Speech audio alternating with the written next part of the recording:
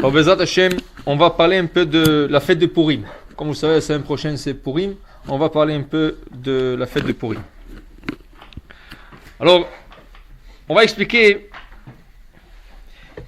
c'est quoi à part le miracle qui est arrivé. On voit qu'il y a tout un miracle caché. Parce que si on regarde l'histoire, c'est une histoire qui paraît très simple. La Megillah, c'est quoi une histoire? Voilà, il y a un roi qui s'appelle Achashverosh. Du jour au lendemain, il a un conseiller qui s'appelle Haman. Les deux font un plan. Haman veut se débarrasser des Juifs. Il joue très grand. Il va pas se débarrasser de 100 millions, de 100 000. Il va se débarrasser de tous les Juifs. Depuis le plus grand jusqu'au plus petit. 127 pays. Et la plus grande chance qu'il a pris, une seule journée. C'est pas comme un plan de camp de concentration, tu vas le replacer là-bas. Non. Une seule journée, il va terminer avec tous les Juifs. C'est un plan de 13 mois. Il a 13 mois pour exécuter ça. Mais le 13e mois, le dernier jour, il veut se... Et à la fin de l'histoire, on voit que Achashverosh, la Gemara dit, c'est un roi qui change d'idée. Un jour est comme ça, l'autre jour est comme ça. Il pense blanc, il pense noir. Il change d'idée. Il va pendre Haman. Il va donner le pouvoir à Mordechai, et voilà, l'histoire est terminée, les Juifs sont sauvés, quel miracle, très bien. Mais si tu regardes ça, tu dis où le miracle? Est-ce qu'il y a une mer qui s'est ouverte? Est-ce qu'il y a de la manne qui est tombée du ciel? Est-ce qu'il y a quelqu'un qui est venu, un malach qui est venu aider les Juifs? On ne voit pas tout ça. Tout ça, c'est apparemment. Et en plus de ça, il n'y a pas le nom d'Hachem qui figure dans tout ça. Le nom d'Hachem ne figure pas dans toute la Megillah. Donc, on va comprendre. On va pas rentrer dans ces détails de l'histoire. On va parler plutôt quelque chose d'autre. D'abord, faisons une petite connexion entre la paracha de la semaine et la Megillah. Dans la paracha de la semaine, on voit que dans la Megillah, le nom d'Hachem ne figure pas. Dans la paracha de la semaine, c'est ça, le nom de Moshe Rabbeinu ne figure pas. Mais il est écrit dans la paracha, Ve'ata tetzaveh. Et toi, Moshe Rabbeinu, tu ordonneras, et béné Israël, les enfants d'Israël, vikru elecha, et ils prendront pour toi, shemen zaytzach, de l'huile d'olive pure. Question, est-ce que Moshe va manger cette huile? Est-ce qu'il va l'utiliser pour cuisiner? Non. Pour qui il va utiliser cette huile? Pour le Beth Amikdash, pour le Kohen. Alors pourquoi donner à Moshe? C'est comme si je te dis, tu sais, je vais donner un cadeau à Shimon. Alors je dis à Rouven, tiens ce cadeau, donne-le à Shimon. Pourquoi faire? Tu veux donner un cadeau, donne-le à Shimon directement. Alors pourquoi Hachem dit aux enfants d'Israël, à Moshe, parle aux enfants d'Israël, qui te donne à toi de l'huile d'olive pure? Mais qu'est-ce qu'il va faire avec l'huile? Il n'a rien à faire avec l'huile, il va le donner à son frère. C'est son frère qui va utiliser l'huile. C'est son frère qui est le grand prêtre, le Kohen Gadol, qui va allumer la candelabre dans le temple. Alors pourquoi faire passer deux mains? Directement, passe le dire aux enfants d'Israël, donnez à Aaron. Pourquoi à toi? Pourquoi à toi? Et là, on va comprendre une chose. Moshe, c'est Moshe notre maître. Moshe Rabbeinu. Moshe ne s'appelle pas Rabbi Moshe. Ou Moshe Rabbeinu. C'est notre. De tout le peuple. C'est le maître de tout le peuple d'Israël. Et tout doit se faire à travers lui. Qui veut dire que tout ce que tu fais dans ta vie doit se faire selon la vie de la Torah. Toi, tu as un avis, toi, tu as une idéologie, toi, tu as une pensée, mais on ne tient pas compte de qu'est-ce que tu penses, on ne tient pas compte de comment tu raisonnes, on va tenir compte que la Torah, elle dit. Vikru elecha. Toi, tu vas prendre l'huile, tu vas le donner à Aaron. C'est très important que ça passe par toi. Tout doit passer par toi. Vous allez prendre la paracha de Vayakhel et vous allez voir que toute la paracha dit que quand ils ont construit le temple, Kasher Tziva Hashem et Moshe, comme Hashem a ordonné Moshe. Ils ont construit le mur comme a ordonné Hashem Moshe. Ils ont placé l'autel sur lequel ils vont faire le sacrifice, Kasher Tziva Hashem et Moshe, comme Hashem. Pourquoi? C'est très important. Tout doit passer par Moshe Rabbeinu. C'est lui qui sait exactement comment la Torah veut qu'on fasse les choses. Nous on pense qu'on sait qu'est-ce qu'on doit faire. Mais on se trompe des fois très grand. Exemple, il y a un roi qui a un conseiller. Il dit, écoute, je vais t'envoyer chez mon ami, un autre roi de notre pays, et tu vas passer quelques jours là-bas Mais fais attention à une chose. Tu ne paries sur rien. Pas de pari. S'ils vont te dire on parie 1 million, 2 millions, 3 millions, tu ne paries sur rien. Non. L'autre a dit, je vous promets, je ne vais pas parier. Non. Il arrive là-bas, il passe 3 jours. L'autre roi, il lui dit, maintenant tu peux partir. Avant qu'il parte, l'autre roi, il a un ministre juste à côté de lui. Il lui dit à ce gars, à ce ministre, pourquoi tu as une bosse sur le dos? Qu'est-ce qui t'est arrivé? Tu avais un accident? Il dit, de quoi tu parles? Moi, j'ai rien. Il dit, non, quoi. Dis-moi, on ne voit pas la bosse que tu as sur le dos. C'est une grande. Il dit, j'ai rien. Qu'est-ce que tu parles? Il dit, voilà. Il dit, regarde, je vais demander 5 personnes ici, ils vont tous dire que tu as une bosse. Alors il dit, tu vois la bosse? Il dit, oui. Tu vois la bosse? Oui. Il dit, dis-moi, vous vous moquez de moi? Il dit, non, tu veux parier? L'autre, il dit, mais je n'ai pas le droit de parier. L'autre, il dit, mais écoute, 1 million de pièces en or, si on parie que tu as une bosse, tu vas enlever ta chemise, on va voir la bosse. L'autre, il dit, tu sais quoi, pourquoi pas parier? Je vais prendre le 1 million, je suis sûr de gagner. Je vais prendre le 1 million et je vais le donner à mon roi, comme cadeau. Pourquoi pas?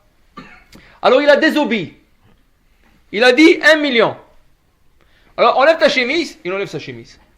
Vous voyez une bosse? Il n'y a pas. Donnez-moi 1 million. Oui, tu as raison, 100%. 1 million. Il lui a donné un sac plein de 1 million de pièces en or. Lui, il est tellement content. Il retourne. Il a hâte de parler à sa majesté. L'autre, le roi, il arrive, c'est sa majesté. Il dit, regardez, qu'est-ce que je vous ai apporté comme cadeau? Un sac avec 1 million de pièces en or. Le roi commence à se déchirer les cheveux. Il commence à pleurer. Il dit, qu'est-ce que tu as fait?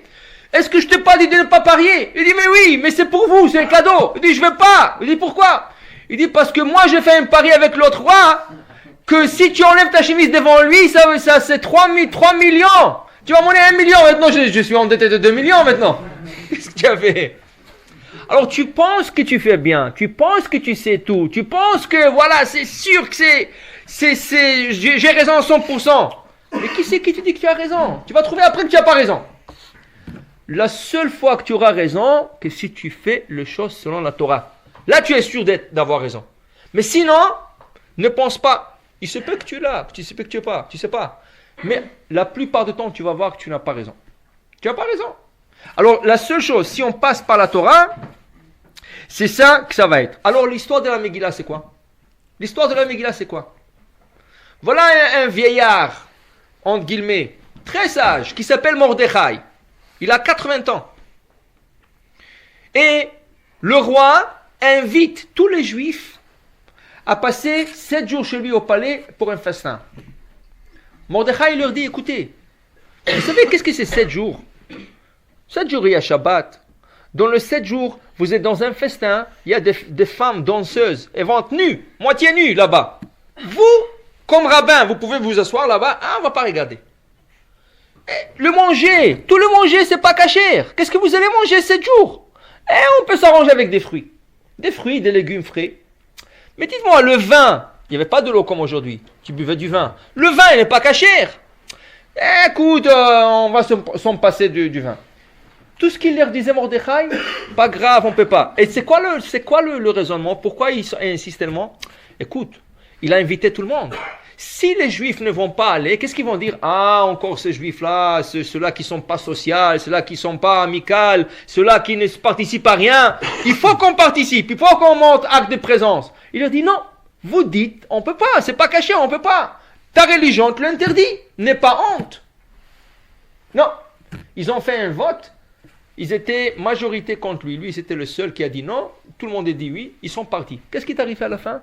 Mordechai avait raison.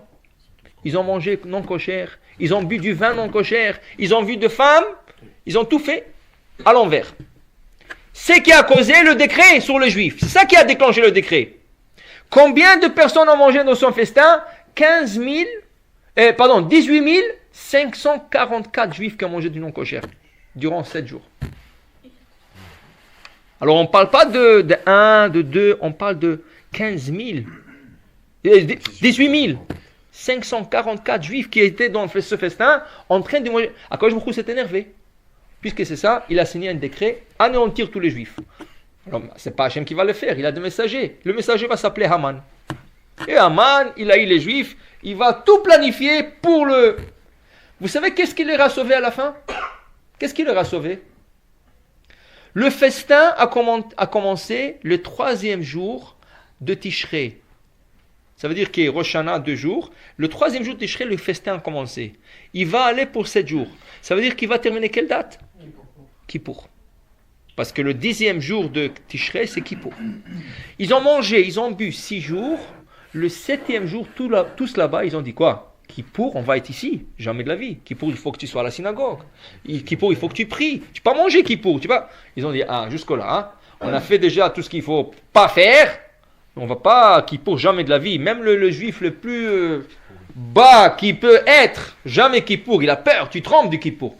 Ils sont tous partis, ils ont tous quitté le 7e jour. C'est ça qui va leur sauver. Quand ils vont prier Kippour, ils vont faire tchouva, Akadosh Baruch Hu va changer le décret. Au lieu que Haman il va tuer les Juifs, c'est Achashverosh qui va prendre Haman. Bien, bonne chance pour eux, parce que s'ils auraient fait encore un jour, ça serait fini. Alors ça qui leur a sauvé. Mais en fin de compte, qui c'est qui avait raison? Mordechai. Mordechai. C'est lui qui leur a dit, selon la Torah, ne fais pas tes raisonnements. Tu dis, oui, mais je peux m'arranger. Je peux pas manger, je peux pas regarder. Si la Torah te dit non, c'est non. Et n'importe qu'est-ce qu'ils vont penser les autres. Non, c'est non. Tu suis. Il faut que tu suis. Et qu'est-ce qui leur a sauvé à la fin? Comment ils étaient sauvés à la fin? Ils ont écouté Mordechai. Ils ont écouté Mordechai. Qu'est-ce que tu dis, Gershon? Mais Purim, c'était avant... Kippour, c'était avant Purim? Bien sûr. Kippour, c'est depuis Moshe Rabbeinu. Mais c'est... Kippour, c'est après qu'ils ont fait le veau d'or. Mais c'est comme Purim, alors comment ils savaient que Purim y aura? Comment? Que Purim. Oui, une fois qu'on a eu la fête de Purim, oui, elle a dépassé par ses lumières spirituelles et ses niveaux spirituels, elle a dépassé Kippour. Mais d'abord, Kippour est venu. Kippour est venu en premier. Ouais, mais Kippour, c'est venu du nom Purim. Oui, mais la Torah, quand elle donne quelque chose, elle savait déjà qu'il y aura Purim. Pourquoi on l'appelait Yom Kippourim? Hachem savait qu'il va donner un jour comme que Kippour va être comme Purim, c'est ça? Il va donner ce jour, mais Hachem savait déjà. Alors même si c'est venu avant, Hachem il sait exactement. C'est lui, c'est Hachem qui nous a donné seulement. Maintenant, alors regardez, c'est très important d'avoir ce qu'on appelle la Emouna dans les paroles de Chachamim et faire ce qu'ils nous disent. Alors voilà à la fin, qu'est-ce qui va se passer à la fin? À la fin, ils ont dit tout ce que Mordechai et Esther vont nous dire, on va faire. Alors qu'est-ce que Mordechai et Esther font? Ils vont leur dire de jeûner 3 jours, 72 heures. Quand? Le 3 premiers jours de Pessah. Le 3 premiers jours de Pessah, l'année d'après, ils vont jeûner. Alors mais dis-moi, Mordechai, est-ce que tu ne sais pas que la Torah dit qu'il faut manger de la matzah? Le premier soir de Pessah, quand le Seder, on va jeûner durant le Seder. On ne va pas faire le Seder. Qu'est-ce qu'ils leur disent, Esther et Mordechai? Oui. Vous voulez manger? Vous voulez manger la matzah, faire la mitzvah? Baruch haba, faites-la. Mais sachez que ça va être la dernière année de cette mitzvah. Parce qu'après, vous allez être tous morts. 2 fois, il faut annuler la Torah pour l'accomplir. Ici, c'était une obligation de jeûner, même Pessah. Alors ce Pessah-là, à Shushan, ils n'ont pas fait Pessah. Ils n'ont pas mangé la galette. Ils ont jeûné le jour de Pessah. Il est interdit de jeûner Shabbat.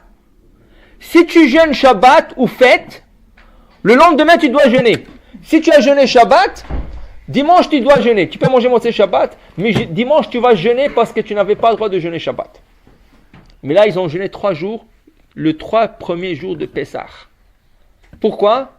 Parce que tout ce qu'ils ont mangé du non kosher, il fallait faire la hag'ala. C'est quoi la hag'ala? La purification. Un ustensile, quand il avale du non kosher, tu lui fais la purification. De la même manière qu'il a avalé, tu vas le purifier. La même chose. Ils ont mangé. Maintenant, la purification, c'est de ne pas manger. 3 jours, ils ne vont pas manger. Et ça va être la purification. Et ils vont faire tchouva. Akadosh Baruch Hu va leur écouter. Ils vont suivre Mordechai. Et ils vont être sauvés à la fin. Ils vont être sauvés.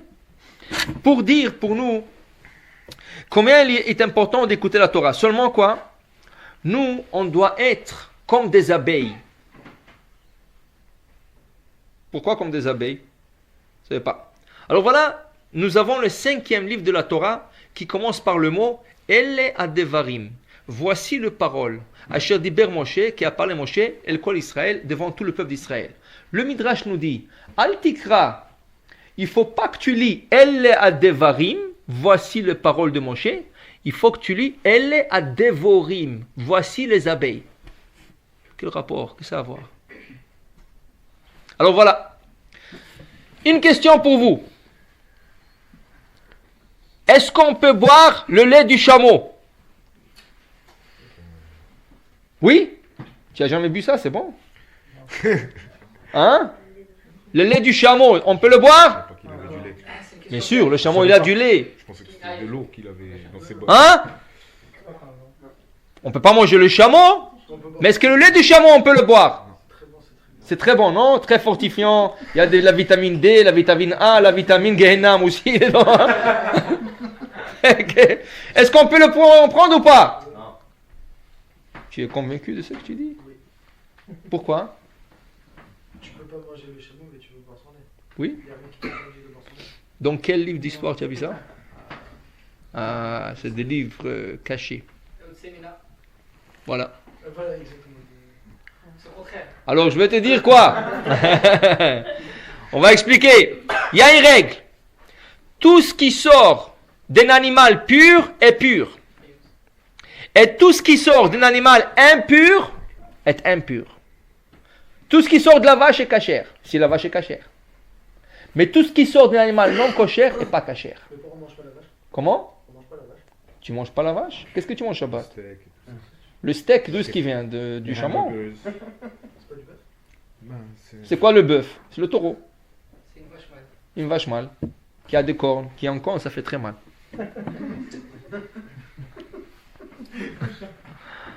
Alors, tout ce qui sort du pur est pur, et tout ce qui sort de l'impur est impur. Un chameau est impur, son lait est impur. La vache c'est pur, son lait est pur et comestible.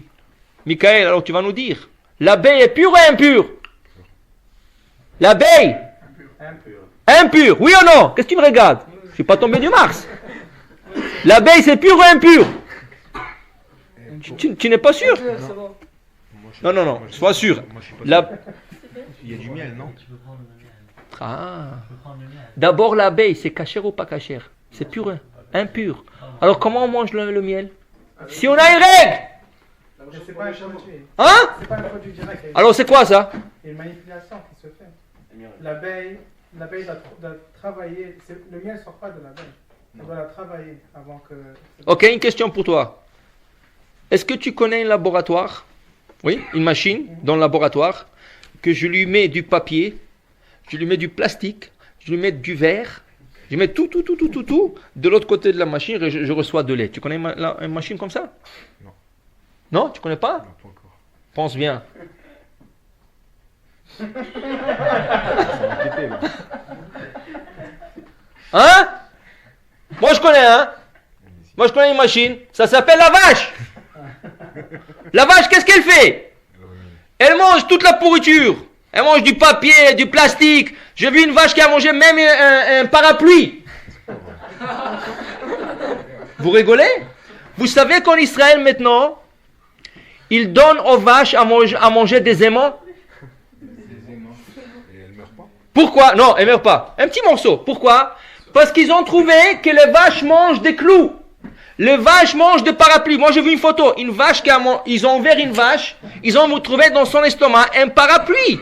Carrément. Et la machine, elle a mangé, elle a avalé. Alors, qu'est-ce qu'ils font maintenant? Vous savez que ces parapluies, ces clous et tout ça, quand elle les mange, ça perd son estomac. Quand ça perd l'estomac, elle devient non cochère. Alors, ils les font maintenant manger des aimants. Un petit morceau d'aimant. Comme ça, s'il avale des clous, ça va se diriger vers l'aimant et ça va pas percer l'estomac. La vache, elle mange tout. Je pensais que ça mangeait que l'herbe. Ah oui, tu es très innocent, toi. Mais c'est ce qu'il disait quand on était jeune à l'école. Oui, quand on était jeune à l'école, mais il faut voir qu'est-ce qu'ils mangent les vaches. Ça? Mais c'est un laboratoire extraordinaire. Elle mange même des parapluies tout dans du lait. Tu as vu ça? Alors revenons à ta question. L'abeille ne fait pas de... Elle ne processe pas le sucre qu'elle mange. Parce que s'il aurait processé, s'il aurait fait comment on appelle ça? s'il aurait travaillé le sucre, ça ne serait pas cachère. L'abeille, c'est juste le contraire. Elle le mange, elle suce le sucre des fleurs, elle te le donne à l'état naturel. Il ne rentre pas dans son système, elle n'a pas d'estomac qui va travailler ce sucre pour donner le miel. Le miel sort pur. Seulement avant, il est granulé.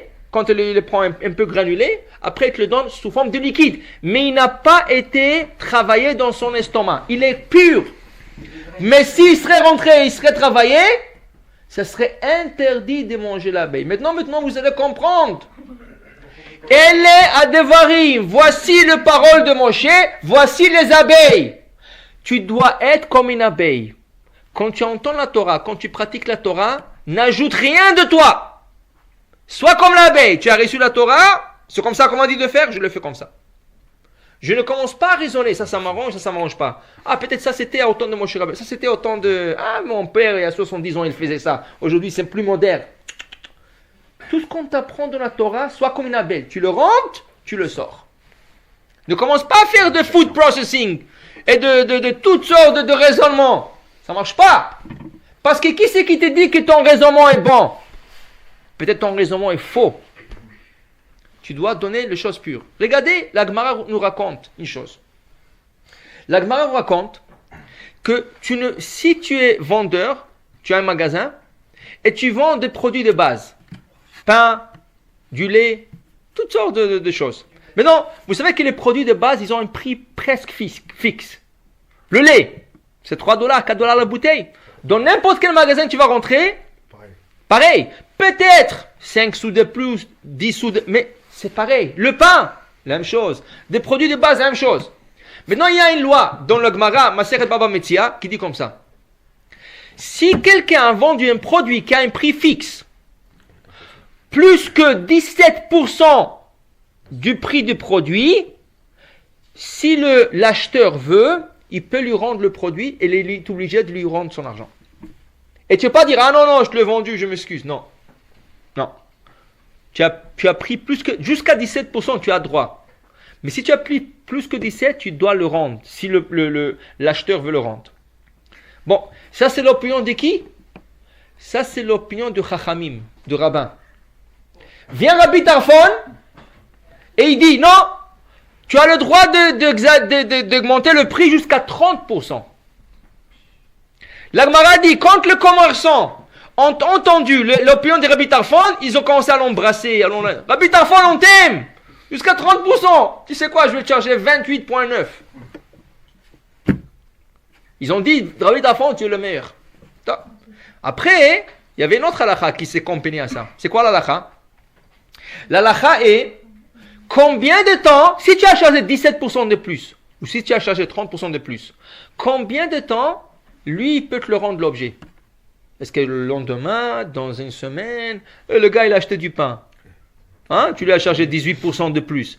Alors, 2 jours plus tard, ah, tu sais que tu m'as vendu ce pain à 2 jours, je te le rends. Quoi que tu me rends?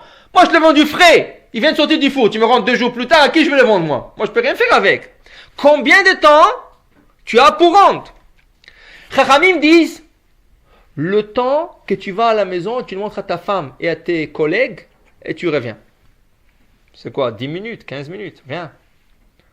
C'est ça? Viens Rabbi Tarfon? Non. Toute la journée, depuis le matin jusqu'au soir. 12 heures, on va dire. Tu as pour rendre l'objet. Là, les commerçants sont tournés chez Rabbi Tarfon. Alors, Rabbi Tarfon, qu'est-ce que c'est? On ne veut pas de tes halachot, là. Quoi? Toute la journée, mais le gars, il va me revenir le soir. Qu'est-ce que je fais avec ce pain? Au contraire, Chachamim, c'est plus intéressant. Il a 15 minutes. Il revient pas dans 15 minutes.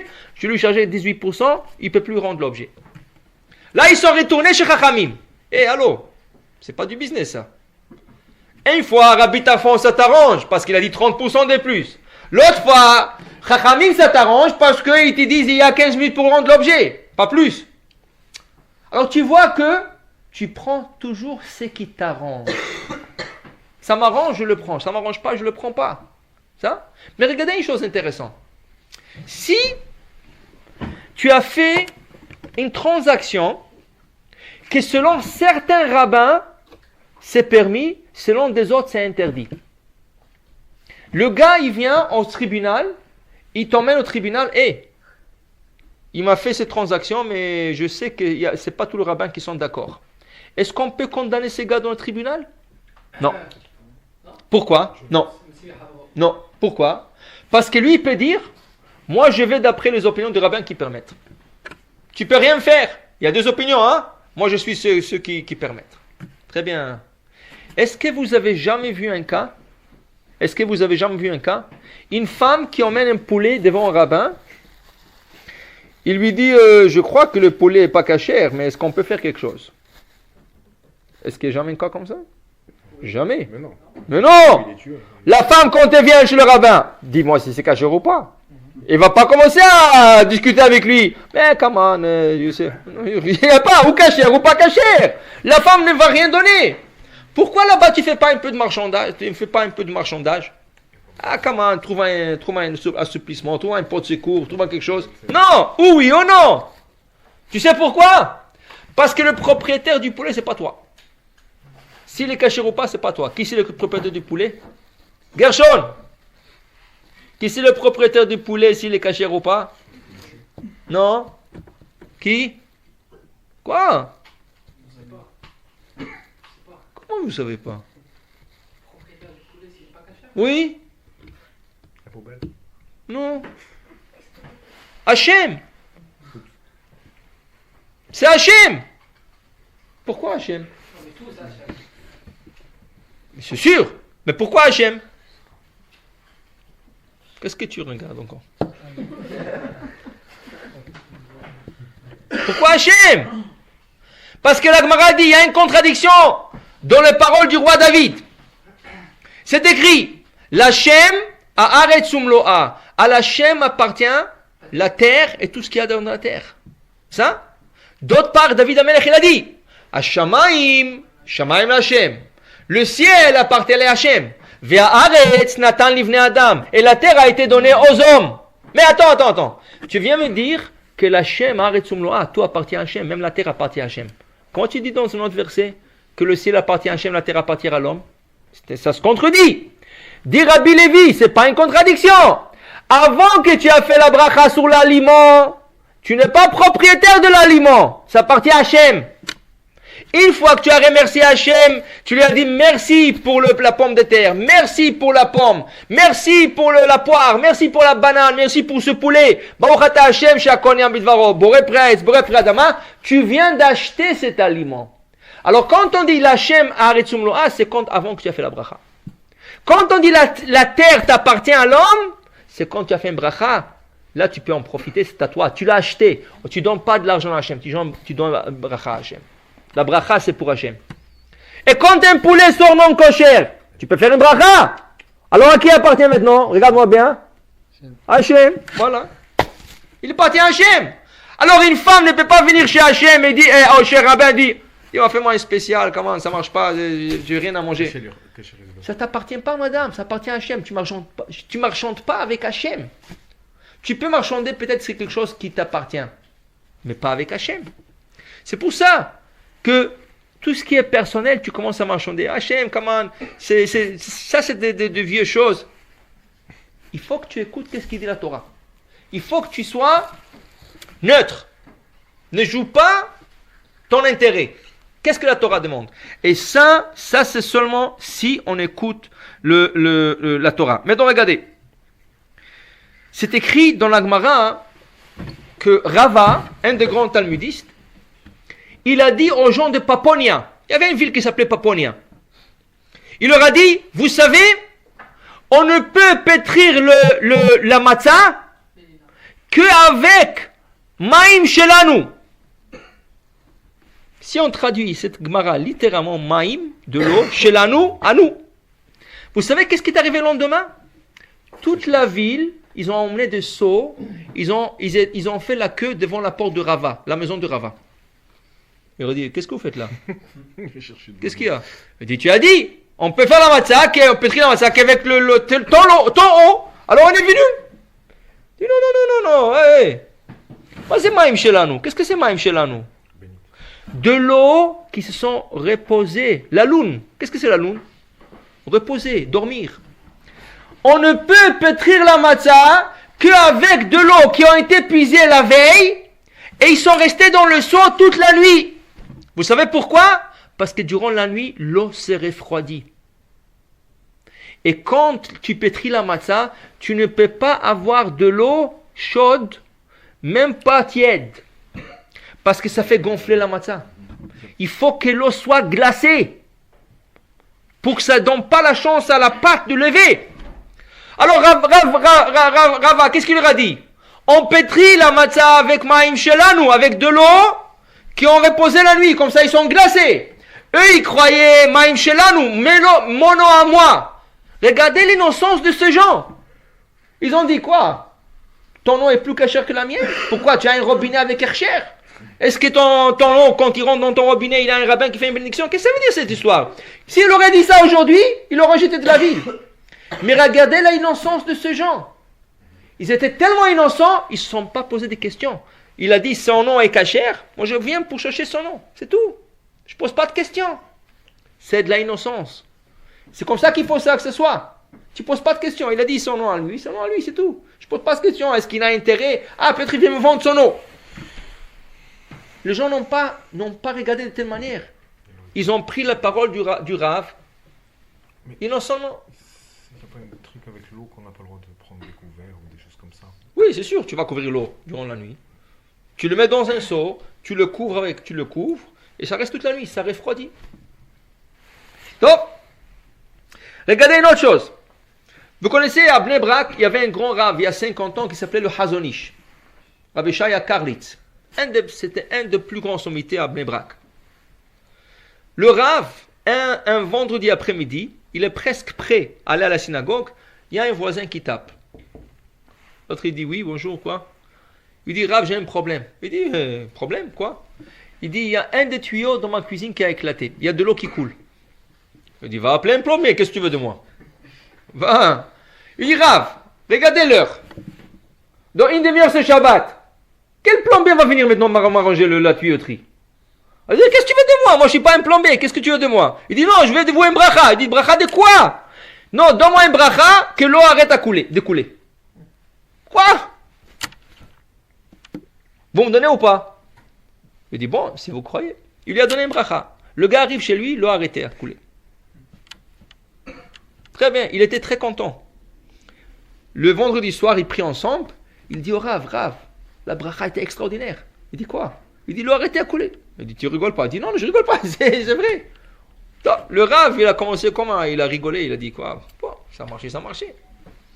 Motzei Shabbat, le gars il tape encore sur la porte du Rav. Il dit maintenant quoi? Il dit Rav, l'eau a arrêté à couler. Maintenant, dans ma bracha qui commence à couler, je peux appeler le plombier maintenant. Il m'a dit sérieux? Il dit je suis très sérieux. Tu as donné un bracha pour que l'eau s'arrête. Il lui a donné un bracha, l'eau a commencé à couler. Le Chazonish disait, lui il croyait pas. Mais il dit comment ça marchait? Comment ça marchait? La émouna de ce gars. Lui il avait la confiance à 100% dans le Chazonish, dans le rabbin. Il croyait que la bracha va être à 100%. C'est accompli. C'est quand tu n'as pas la émouna, ça marche pas. Si tu commences à douter, ça va marcher, ça va pas marcher, peut-être, qui c'est qui me dit alors tu as déjà dit ça marche pas. Mais quand tu vas avec 100% de émouna, que ça marche, ça marche. C'est comme ça qu'il faut être. Une autre chose, c'est écrit qu'il y a 300 ans, 250 peut-être, dans la ville de Brisk, il y a un grand Rav qui va être nommé, il va être très jeune, il va avoir 20 ans quand il va être nommé, il s'appelle le Rav de Brisk. Ça va être le Rav de Brisk. Ce Rav-là, il a 20 ans, il est très jeune, et Baruch Hashem, il est très, très sage, c'est pour ça qu'ils l'ont nommé. Qu'est-ce qui arrive maintenant? Jour de Kippour, arrive Kippour, ils sont en train de prier. En pleine prière, le Rav est sur la Teva et tout, il y a 2 soldats russes qui rentrent dans la salle.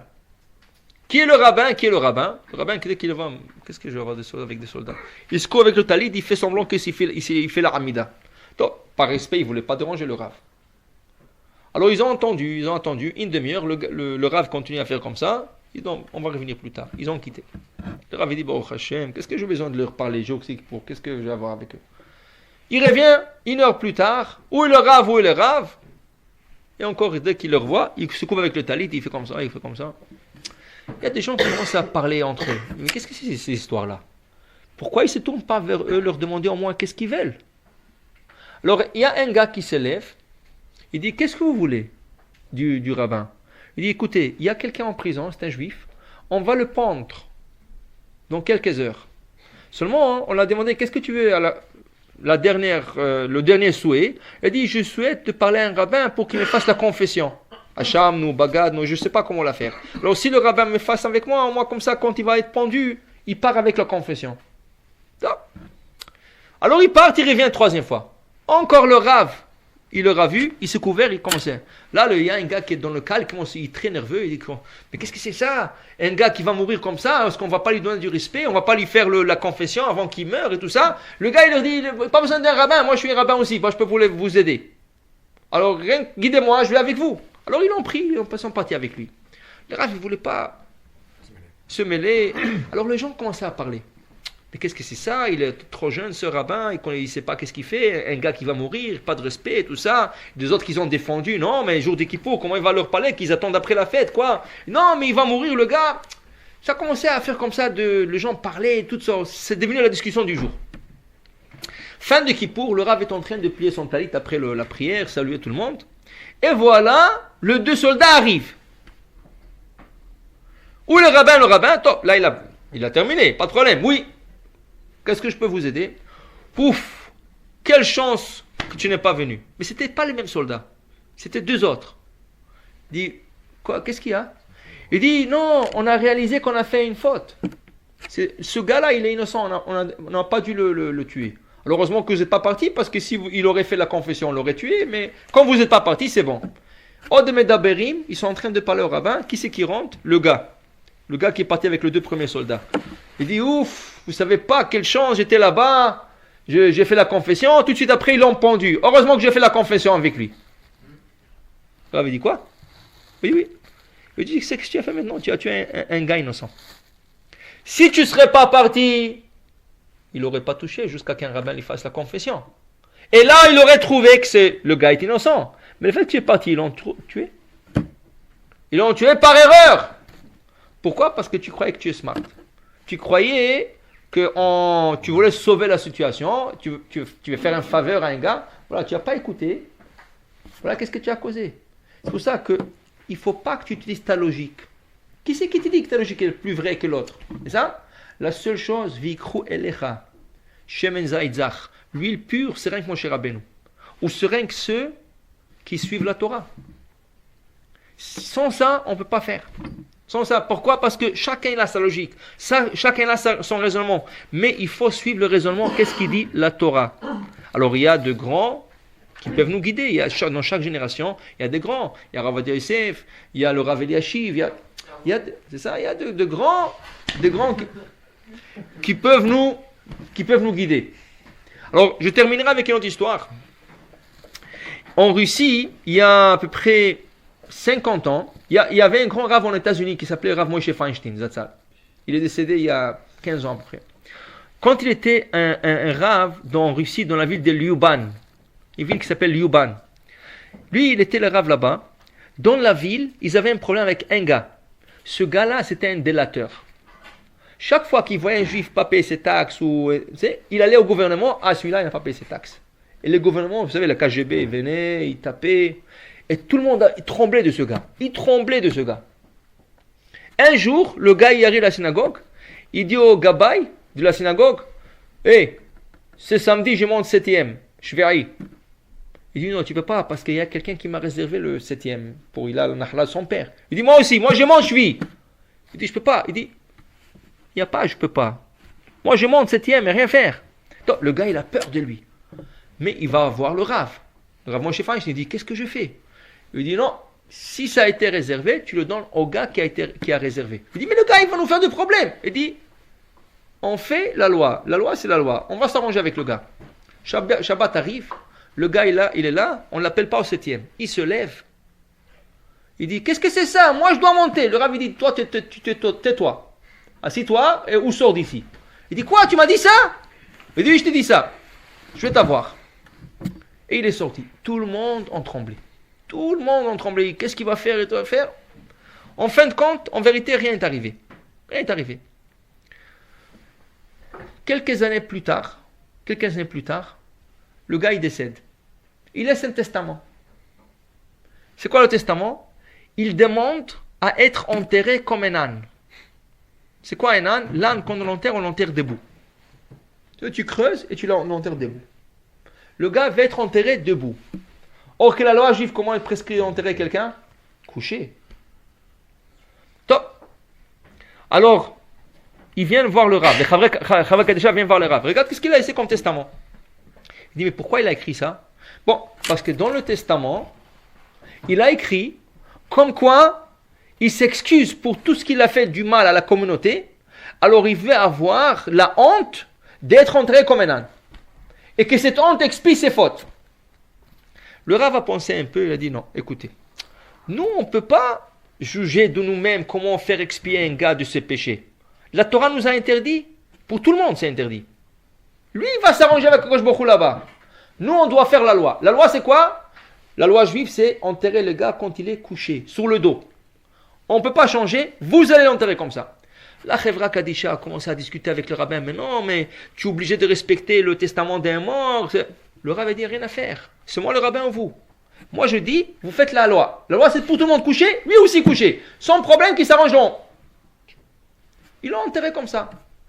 3 jours plus tard, il y a le KGB qui arrive au cimetière. Il cherche le responsable. Qui est le responsable? Le gars. Il dit, ouvre-nous le tombeau. Il dit, non, non, on n'a pas le droit d'ouvrir un tombeau. Ouvre le tombeau. Alors il voulait ouvrir le tombeau de ce gars. Oui, non, il était obligé d'ouvrir. Ils ont ouvert. Ils ont vu le gars, ils ont fermé, ils sont partis. Alors il leur dit, mais c'est quoi l'idée d'ouvrir ce tombeau? Qu'est-ce qu'il y a? Il dit, non, parce que le gars il nous a envoyé une lettre. Il nous a dit que puisqu'il a travaillé avec nous, il nous a aidés, les Juifs vont le revenger quand il va mourir. Et ils vont l'enterrer comme un âne, debout. Alors on est venu voir si vous l'avez fait, parce que sinon on aurait puni toute la communauté. Mais maintenant qu'on voit que ce n'est pas vrai, alors on ne peut rien vous faire. Imaginez-vous, si le Rav aurait écouté la Chevra Kadisha, ils seraient tous en grand problème. C'est parce qu'il a suivi la loi de la Torah dit, il ne faut pas. Ne suis pas de raisonnement, peut-être, le gars il a dit, le gars il veut. Non, rien, la loi c'est la loi. C'est comme ça t'arrange pas, c'est pas pour... On fait la loi, c'est pour tout le monde. On ne peut pas changer.